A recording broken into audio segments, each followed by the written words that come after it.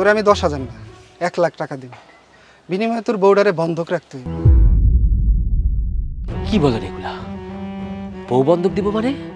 তুই যখন আস্তে আস্তে ব্যবসাপাতি কইরা তোর টাকা পয়সা আমারে সব পরিশোধ করে দিতে পারবি, তখন তুই তোর বউরে ফিরিয়ে নিয়ে যাস।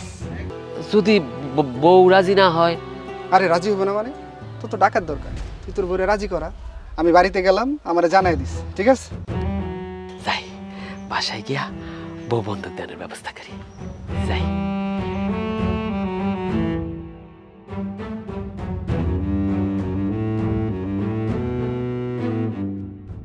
ভাবি এগুলা কি কইতাছে? তোমার কি মাথাটা তো ঠিক আছে?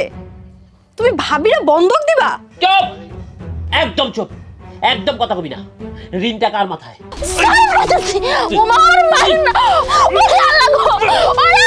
আহা, চলো তো, চলো।